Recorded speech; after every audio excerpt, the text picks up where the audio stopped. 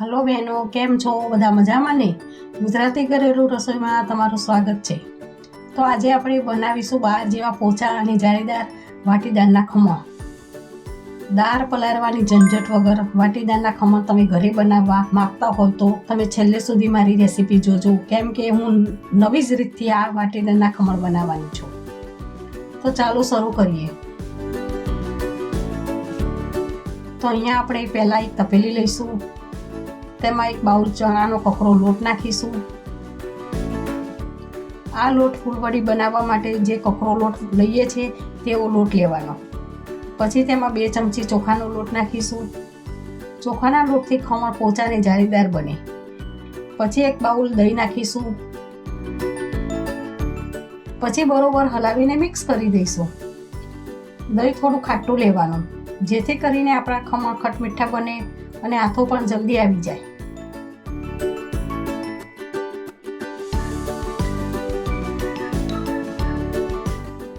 પછી એમાં થોડું કરીને પાણી ઉમેરવાનું, જેથી કરીને આપણું ખીરું પાતળું ના થઈ જાય, તેનું ધ્યાન રાખવાનું. હવે બરોબર તેને હલાવી દઈશું.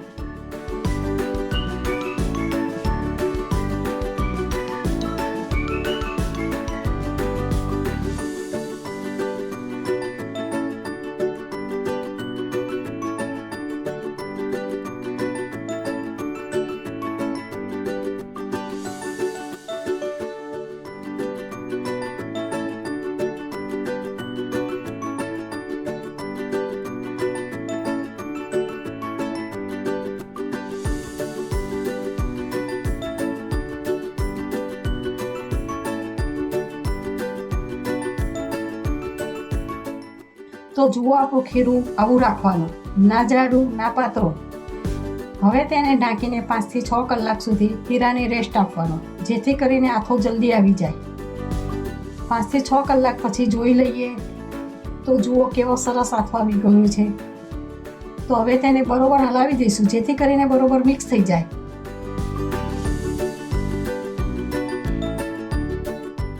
હવે તેમાં સ્વાદ અનુસાર મીઠું નાખીશું.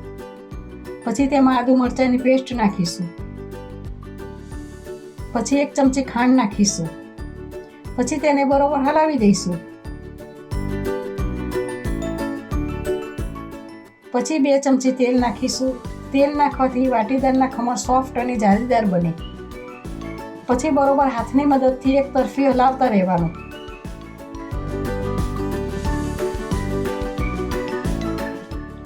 તો હજી આપણું ખીરું થોડું જાડું છે. તેમાં 2 ચમચી જેટલું પાણી રેડીશું.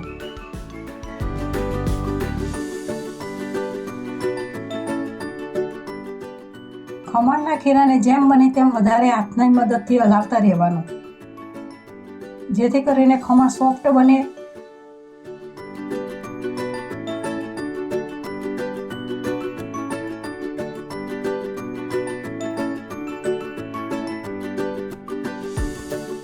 હવે એક પાઉં ચીનો નાખીશું. એની ઉપર થોડું પાણી રેડીશું, જેથી કરીને એનો એક્ટિવ થાય. પછી બરોબર મિક્સ કરીને હલાવી દઈશું.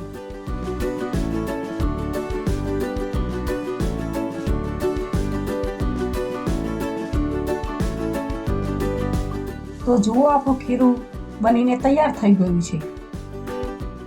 હવે એક સ્ટીલનો ડબ્બો લઈશું. તેમાં તેલ લગાડી દઈશું.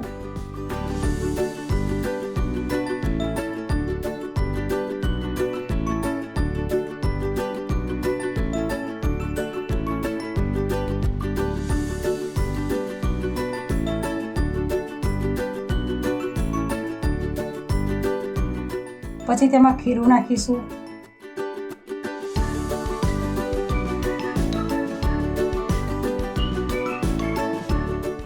હવે આપણે એક તપેલીમાં કાંઠો મૂકીને પાણી ગરમ કરવા મૂકીશું.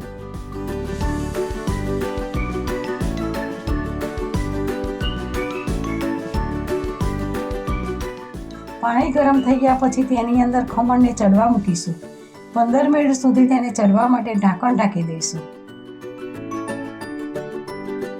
15 મિનિટ પછી ઢાંકણ ખોલીને જોઈ લઈએ તો ચપ્પાની મદદથી ચેક કર્યું તો આપણા ખમણ ચડી ગયા છે. તો હવે આપણે ખમણ માટે વઘાર તૈયાર કરીશું. એક કઢાઈ લઈશું, એમાં 2 ચમચા તેલ રેડીશું. તેલ ગરમ થઈ ગયા પછી 2 ચમચી જેટલી રાઈ નાખીશું.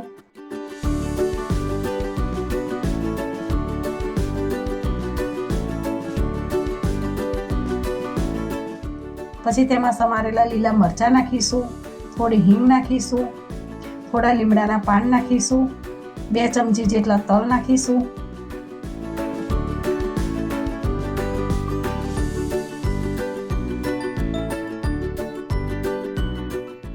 હવે આપણો વઘાર તૈયાર થઈ ગયો છે. હવે આપણે ખમણને કાપા પાડી લઈએ.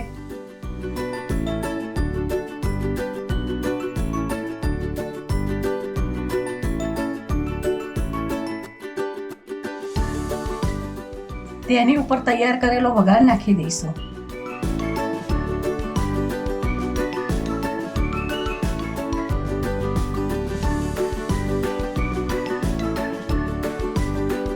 પછી લીલી તાજી કોથમીરથી ગાર્નિશિંગ કરીશું.